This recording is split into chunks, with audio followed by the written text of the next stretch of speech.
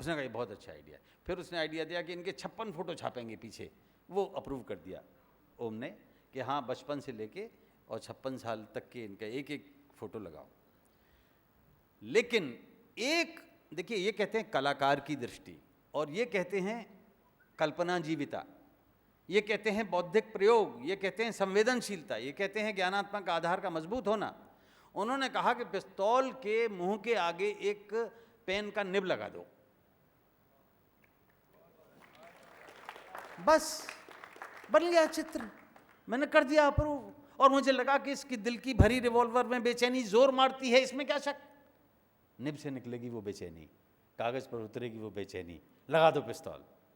तो वो अब तक 56 का जो निमंत्रण पत्र है वो एक संशोधन से ठीक हो गया। तो मैं कहूँगा कि वो कवि ही नहीं चित्रकार था, चित्रकार ही नहीं मूर्तिकार था, मूर्तिकार ही नहीं अभिनेता था। ब्रह्म विष्णु पुराण में एक प्रसंग है कि एक नृप ने कोई महल बनवाया, उसको बनवाने में तो उसका कोई योगदान नहीं था, लेकिन बाद में क्या हो इसके लिए वो चिंतनशील था। उसने ऋषि से पूछा, ऋषिवर मैं मूर्ति बनाना सीखना चाहता हूँ। तो ऋषि ने कहा कि मूर्ति बनाना तब तक नहीं आएगा जब तक कि चित्रकला नहीं आएगी। तो आप महाराज आप सिखाइए चित्रकला। बोले चित्रकला तब तक नहीं आएगी जब तक कि नृत्य कला नहीं हो। बोले नृत्य सिखाइए। बोले नृत्य कला तब तक नहीं आएगी जब तक वादन की कला तुम्हें ना आती हो। तो महाराज वादन ही सिखा दीजिए। ना ना ना ना ना ना, वादन भी नहीं आएगा जब तक कि गायन ना आता हो। तो एक प्रकार से ललित कलाओं को ऋषिवर क्रमशः ला रहे थे। फिर बोले हाँ एक बात और भी कहना चाहता हूँ, पर मैं कहूँगा नहीं क्योंकि वो मैं तुम्हें सिखा नहीं सकता। बोले वो कौन सी कला है? वो बोले वो काव्य कला है, वो सिखाई नहीं जाती, वो अंदर से आती है। एक प्राथमिक ज्ञान होता है, होती है तो होती है, नहीं होती तो नहीं होती, हंसी की तरह अंदर से आती। अब मुझे नहीं पता मैं कवि हूँ या नहीं हूँ, लेकिन कवि जो कवि होता है वो मनीषी है, वो सृष्टा है, वो दृष्टा है। कवयति सर्वम जानाति सर्वम वर्णयति कवि सब कुछ का वर्णन कर सकता है, सब कुछ को जानता है। बहरहाल गायन से लेके मूर्ति कला तक कवि हम उसको मान लेते हैं। बहुत से लोग नहीं मानते थे। अगर एक शब्द लगा के कहता हूँ, ओम को अगर हम कवि मान लेते हैं तो कविता को एक तरफ रखो, लेकिन गायन, वादन, चित्र, नृत्य, मूर्ति सब में निष्णात एक संपूर्ण कलाकार का नाम था ओम व्यास। और अगर कवि की ही परीक्षा लेनी है कि कितना बड़ा कवि था,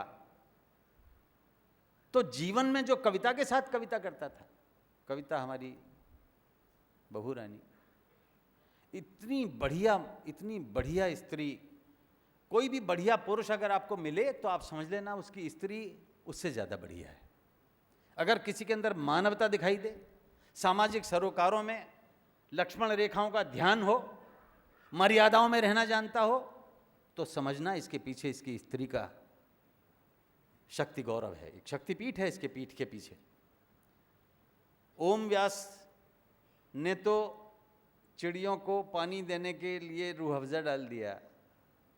मैं नहीं जानता कि इसको पाने के लिए उसने क्या उपक्रम किए होंगे, लेकिन मिल गया औगड़ दानी। क्या पता था कि उड़ जाएगा, चिड़िया ही उड़ जाएगी। रूह अफ़ज़ा डाला चिड़ियों को, रूह अब जा कह के चला जाए। इसको क्या मालूम था कविता को, लेकिन रूह अब जा के तब जा निकल गई, चली गई बाहर। और मित्रों, जैसा कि मैंने इसी किताब में जाना कि हनीमून के लिए कहाँ गए आप जानते हैं? हनीमून के लिए निकले। माता पिता ज़रा व्यापक ख्यालों के थे, तभी से आधुनिक थे। दोनों से कहा कि जाओ हनीमून को जाओ। कहाँ की टिकट कराई? बद्री धाम की। तो जो भी लीलाएं करी ईश्वर के छत्र छाया में करी और उनसे आशीर्वाद लेके ये उन्होंने ओजस और तेजस हमें दिए। एक कवि जो जीवन में प्रयोग करता हो, आप सब उनके किए हुए के बारे में परिचित होंगे। मित्रों, एक किस्से तो बहुत हैं, संस्मरण इतने ज़्यादा हैं कि उनके ऊपर उनका मरण हावी है, और वो दारुण हो जाता है जब भी हम उनके बारे में बात करने लगते हैं। उसने कहा कि मेरे पास कविता भी है, कवि सम्मेलन भी है। अगर हम उसको कवि न मानते हुए, मान लीजिए उसके सारे संकलनों को क्षिप्रा में प्रवाहित कर दें, सारी कविताएं उस तक जाने को लालायित होते हुए बह जाएं, कहीं ना कहीं कोई पकड़ लेगा उन कविताओं को, लेकिन एक संशय रहेगा कि उस तक पहुंची कि नहीं पहुंची। पुस्तक जब तक आनी चाहिए, तो वो पुस्तक तक जाने के लिए दो कविताएं घाट पर लौट आएंगी अपने आप। एक कविता होगी माँ, एक कविता होगी पिता। तो ये कविताएं अगर प्रवाहित करने के बाद लौट आई हैं तो इनको सम्मान मिलना चाहिए। जाहिर सी बात है कि ताई कोई वादा नहीं कर सकती और हम ले भी नहीं सकते, लेकिन पाठ्यक्रम निर्मात्री समितियों में बहुत अध्यक्षताएं की हैं मैंने। अब मैं सार्वजनिक रूप से कह रहा हूँ, और मुझे अध्यक्ष बना के कोई समिति बिठाई गई कि आप कविताएं चुनिए, तो आज तो पता लगेगी आपको कि मैं तो माँ रखूँगा ही रखूँगा। नहीं, हम सब उस समिति के सदस्य यहाँ बैठे हुए हैं। एक मत से आप कहिए कि माँ कविता किशोरों को पढ़ाने के लिए एक अनिवार्य कविता है, बेहद जरूरी कविता है, इतनी आवश्यक कविता है कि हमें संस्कारित करे। अगर ये युवा पीढ़ी भटकती हुई अपनी माँ की महत्ता को समझना सीख जाए, राम को मानेगी, रहीम को मानेगी, राम रहीम के कच्चे डेरे में नहीं जाएगी।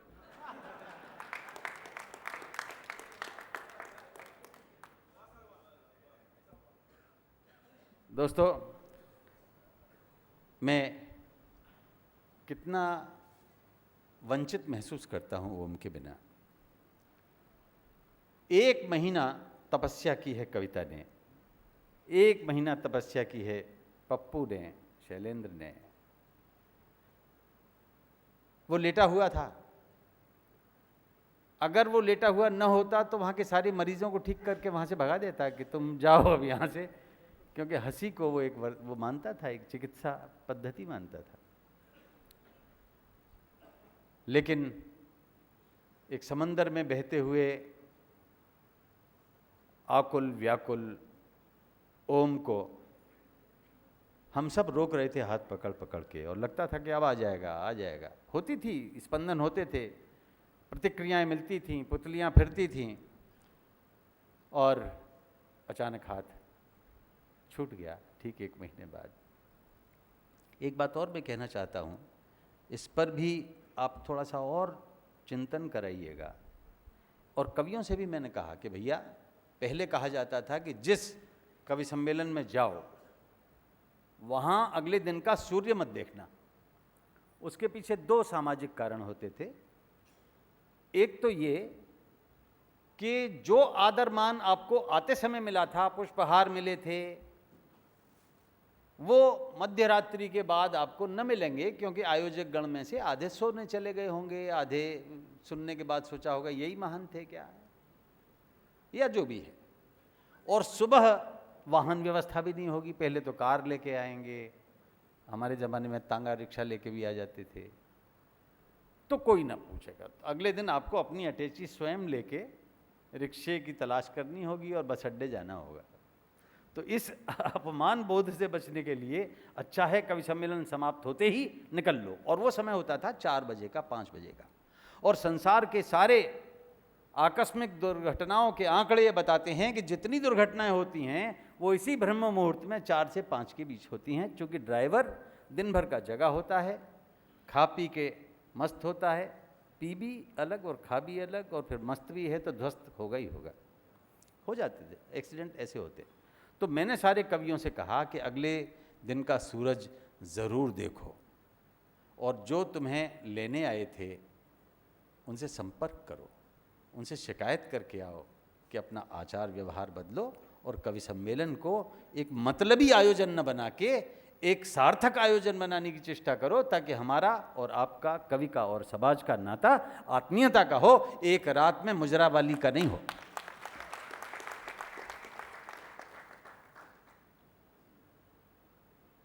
बीस की रफ्तार से जाते थे, शशांक ने बताया था, स्कूटर उनका होता था। अब 20 की रफ्तार में कोई अगर स्कूटर चलाएगा तो या तो बहुत ही सधा होगा या फिर वो जो कह रहे थे वो होगा। लेकिन क्यों धीरे चलते थे?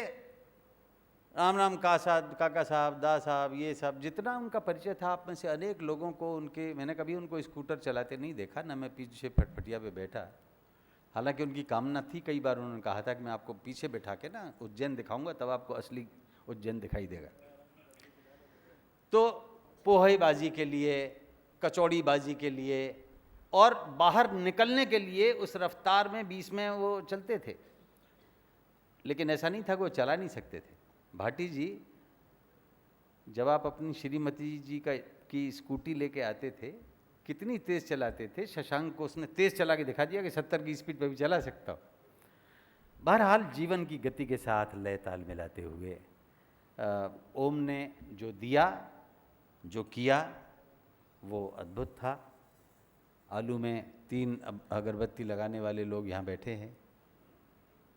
आलू का इस्तेमाल करिएगा, क्योंकि अगरबत्ती लगाने से आलू समाप्त नहीं हो जाता, आलू की सब्ज़ी बन सकती है। BSNL के एक मित्र के बारे में उन्होंने बताया कि वो 3 रुपये में, जब भाभी जी मायके चली जाती थी तो 3 रुपये में अपना भोजन कर लेते थे। 2 पराठे खुद बना लेते थे। और यहाँ एक कचौड़ी वाले साहब अभी आए थे, उनकी दुकान से, नाम मैं सुन नहीं पाया उनका, जिनका सम्मान किया गया, उनकी दुकान से वो 2 रुपये का समोसा लाते थे, पराठे रखे, समोसे को विखंडित किया, अंदर से जो आलू निकला उसको सब्जी की तरह इस्तेमाल किया, जो चटनी लाए उसे रसीली सब्जी की तरह इस्तेमाल किया, जो मिर्च लाए उसको सलाद की तरह इस्तेमाल किया, और जो छिला हुआ समोसे का कड़क भाग था उसको पापड़ की तरह इस्तेमाल किया। तो संपूर्ण भोजन बना लेते हैं। अब देखिए, ये है निरीक्षण की क्षमता। क्या खूबी थी ओम की? ओम की खूबी थी निरीक्षण की क्षमता। मैं आपको बताऊं ताई, मेरे साथ माणिक वर्मा थे। अब माणिक वर्मा चूँकि बड़े हैं, मेरी भी उम्र ओम से ज़्यादा है, तो ड्राइवर के पास बैठ गए और हमें एयरपोर्ट जाना था। तो उन्होंने छूटते ही वहाँ कहा कि क्यों भैया, आज टिफ़िन नहीं मिला तुम्हें घर से? तो उसने गौर से देखा, हाँ जी नहीं मिला। लड़के आए हो? अरे आपको कैसे मालूम? महाकाल की नगरी से आए हैं, तिलक नहीं देख रहे तुम हमारा? आगे ये प्रश्न न करना, सब जानते हैं, अंतर्यामी हैं। अब वो तीर चल गया, पता नहीं कैसे चल गया। मैं हैरान कि टिफ़िन नहीं मिला, लड़के आया है। फिर बोला तुम्हारे बच्चे, पॉज दिया ताकि गिनती तो मालूम नहीं थी, 2 हैं, उसी ने बता दिया। तुम्हारे बच्चे 2 हैं, एक की पढ़ने में दिलचस्पी नहीं है? बोले हाँ, एक की नहीं है, बिल्कुल ही नहीं है, स्कूल ही नहीं जाता, मार मार के भगाया जाता है उसको स्कूल की। यहीं गलती कर रहे हो ना, मारना नहीं, उससे कहना हाई स्कूल कर ले बेटा, बस। तो ऐसा कुछ उसने फैलाया रायता कि उसने गाड़ी रोकी और उन्होंने पैर छुए महाराज के, और ज्योतिषी जी को ऐसा प्रणाम किया कि अब मैं करूं क्या? बोले करना कुछ नहीं है, वो छटाक भर लेके तिल काले इधर से जाता है, तू नेहरू प्लेस के सामने से, यहाँ भैरव जी का मंदिर है, थोड़ा तेल के साथ उनका अनुष्ठान कर दे, पैसा ज़्यादा खर्च नहीं होगा, लेकिन तेरे मन में एक बात आ जाएगी कि भैरव ने मुझसे कहा है कि कभी बीवी पे हाथ नहीं उठाना है। अरे मैं दहल गया। उसने कहा जी कभी नहीं उठाऊंगा, तो तुझे निरंतर टिफिन मिलता रहेगा। मैंने बाद में उससे कहा कि ओम कैसे पता लगा यार तुझको कि टिफिन नहीं मिला? तो वो बोले आपने देखा नहीं, वो 2 केले खा के छिलके उसने पीछे फेंके थे, तो सुबह के वक्त अगर केले खा रहा है तो जाहिर सी बात है कि टिफिन नहीं ले गया है। और जब फ़ोन कर रहा था तो मैंने ध्यान दिया था कि उसने जिस तरह से बात की थी मैं समझ गया था कि बीवी से बात कर रहा है, बाद में बात करूंगा, सवारी बैठी है। तो दो चीज़ों से उसने अपने आप को ज्योतिषी बना लिया और बाकी काम उसका सामाजिक अध्ययन कर गया।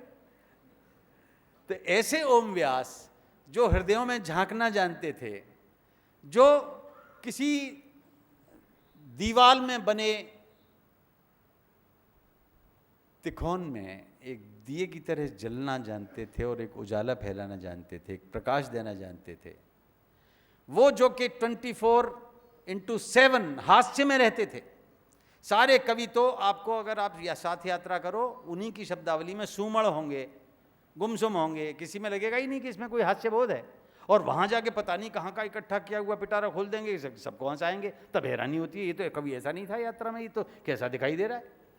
तो कवि प्रायः उतनी ही देर के लिए हास्य बोध इकट्ठा करके लेके आते हैं, लेकिन ओम ने जितना इकट्ठा किया वो आँखों से आँखें मिला के, हृदय से हृदय मिला के, संबंधों के हाथ मिला के, हृदयों के हाथ बढ़ा के लिया, कवियों से एक पारिवारिक नाता बनाया, और वो नाता 24 घंटे सबको प्रसन्न करने के संकल्पों के साथ आज हमारे सामने है। मैं उनको प्रणाम करता हूँ।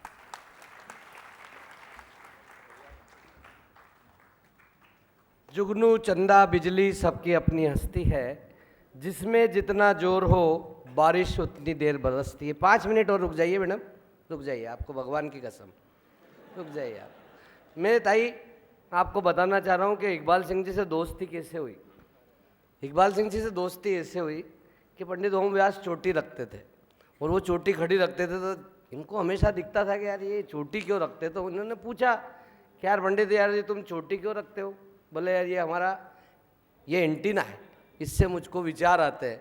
तो बोले हमारे तो पूरा माइक्रोवेव टावर है, हमको तो आता ही नहीं है। बोले तो आते तो हैं, पर सरदार जी दाढ़ी के अर्थिंग से उतर जाते हैं। नव दिशा नव जागरण किया समय,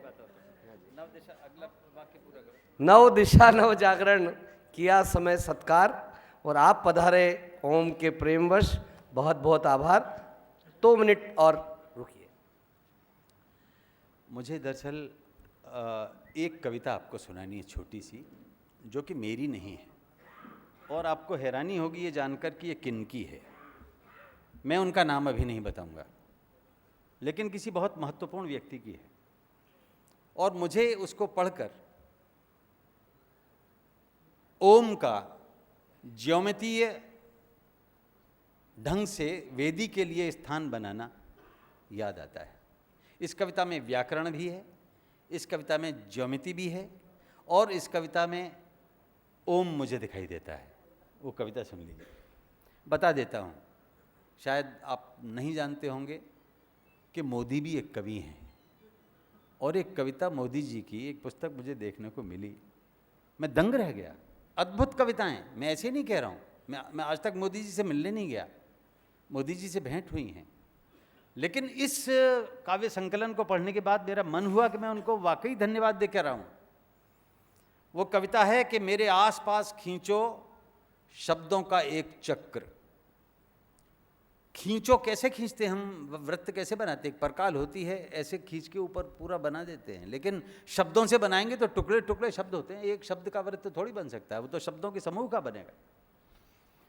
मेरे आसपास खींचो शब्दों का एक चक्र, फिर उस चक्र को चौरस करो। मैंने ओम को देखा था कि वो वृत्त बना के चौकोर बनाते थे, तभी मुझे ये कविता याद आई। मुझे याद है लेकिन यथावत बता रहा हूँ। उन शब्दों का एक शब्दों का चक्र, फिर उस चक्र को चौरस करो, फिर उस चक्र के चौरस में जड़ो रंग बिरंगे कंचों जैसे शब्द, शब्द तरल कंचों जैसे, कांच के शब्द, सांच के शब्द, आंसू जैसे शब्द। आप देखिए कि कैसे रूपांतरण हो रहा है। गोले से चौकोर बना, चौकोर के चारों कोनों पे कंचे रखे, कंचे भी तरल, सांच जैसे, कांच के, और फिर से आए कि आंसू जैसे शब्द, फिर बोले नहीं नहीं नहीं, पूर्ण विराम जैसे शब्द। तो आंसू पर पूर्ण विराम लगाते ही फिर ज्योमेट्री आ गई, और क्योंकि पूर्ण विराम तो एक खड़ी लंबी पाई है, वो फिर ले गई व्याकरण में। मेरे आसपास खींचो, विशेषणों के आसपास खींचो लक्ष्मण रेखाएं। विशेषण में किसी को महामहिम ये वो सब आप बता दीजिए, या किसी को कम मखत घिनौना कमीना जैसे कि फिल्में आती हैं इन नामों की। तो विशेषणों से बचो, विशेषणों के आगे खींचो लक्ष्मण रेखाएं, रखो मर्यादा राम की, और नाम के आसपास खींचा करो शून्य गुणा का खेल। अब देखिए शून्य गुणा का खेल, जिसमें आप संख्याओं कभी सम्मिलनों से मिलने वाले परिश्रमों की मोटाइयों का गुणा अगर शून्य में कर दोगे ओम की तरह, तो अनंत में भी एक विराट प्राप्ति होगी। और क्रियापद को रखकर केंद्र में, क्रियापद भी व्याकरण का है, वर्ब सक्रियता, और क्रियापद को रखकर केंद्र में फिर बनाओ एक अनंत चक्र। मेरे ओम ने वही अनंत चक्र बनाने की कोशिश की थी। एक बार फिर से सुन लीजिए कविता, आपको याद हो जाएगी। मेरे आसपास खींचो एक शब्दों का चक्र, फिर उस चक्र को चौरस करो, फिर उस चक्र के चौरस में जड़ो रंग बिरंगे कंचों जैसे शब्द, शब्द तरल कंचों जैसे, कांच के शब्द, सांच के शब्द, आंसू जैसे अथवा नहीं पूर्ण विराम जैसे। विशेषणों के आसपास खींचो लक्ष्मण रेखा, रखो मर्यादा राम की, नाम के आसपास खेला करो शून्य गुणा का खेल, और क्रियापद को रखकर केंद्र में फिर बनाओ एक अनंत चक्र। धन्यवाद। शब्द तो शोर है तमाशा है, शब्द तो शोर है तमाशा है, भावना के सिंधु में बताशा है, आभार की बात और अधिक होठों से क्या कहे, मौन ही भावना की भाषा है। 3 मित्र ओम जी के हैं जो अनन्य भी और जघन्य भी हैं, जिनसे ओम जी का बहुत ही जघन्य और अनन्य मित्रता रही है। मैं उन्हें सम्मानित करने से वंचित रह गया था। मैं आमंत्रित करता हूं हेलो हिंदुस्तान के श्री प्रवीण शर्मा जी इंदौर से, वे पधारें, और ताई से अनुरोध है, चक्रधर जी से अनुरोध है कि वे प्रवीण शर्मा जी को इस मंच से सम्मानित करें। डॉक्टर चिंतामणि जी मालवीय जी और इकबाल सिंह जी गांधी। देवास से पधारे श्री शशिकांत जी यादव साहब, और उज्जैन के अंतर्राष्ट्रीय कवि श्री अशोक भाटी। आप सबसे अनुरोध है, और जनगण मन के बाद आप यहाँ से प्रस्थान करेंगे। हास्य में जयते स्मारिका बाहर आपका इंतजार कर रही है, ज़रूर लेकर जाइएगा। ये आपका सहयोग हम सब के लिए मुस्कुराएगा। मैं आभार प्रदर्शन करता हूँ आप सबका। धन्यवाद, अलविदा, फिर मिलेंगे। श्री शशिकांत जी यादव साहब, श्री अशोक चक्रधर जी सम्मानित कर रहे हैं, और श्री अशोक भाटी जी जो कि हमारे बहुत ही अनन्य मित्र हैं। पुनः आप सबका आत्मीय आभार। पुनः अनुरोध है, हास्य में जयता का काउंटर बाहर लगा हुआ है, कृपया जरूर लेकर, यह स्मारिका बहुत ही आपको आनंद प्रदान करेगी। देश विदेश के साहित्यकारों ने, कवियों ने ओम जी के लिए क्या क्या लिखा है, बहुत सुंदर संस्मरण है। पुनः आप सबका आत्मीय आभार, धन्यवाद। जनगण मन होगा उसके बाद ही जाइएगा।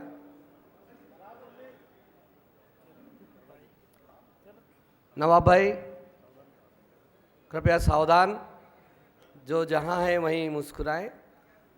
राष्ट्रगीत राष्ट्रगान के प्रति सम्मान।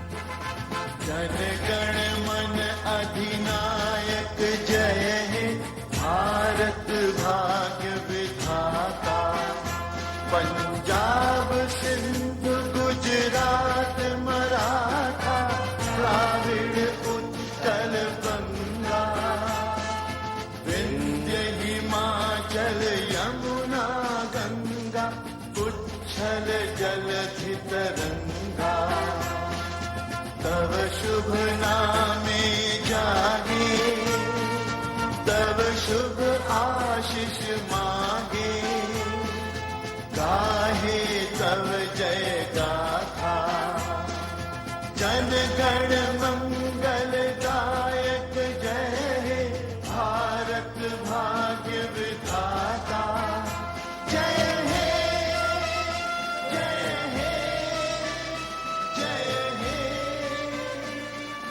जय जय जय जय हे। भारत माता की, भारत माता की। धन्यवाद, फिर मिलेंगे, अलविदा। ओम व्यास जी के परिवार के सभी मंच पर आ जाएं, ताई के साथ सभी का पारिवारिक चित्र होगा, जितने भी।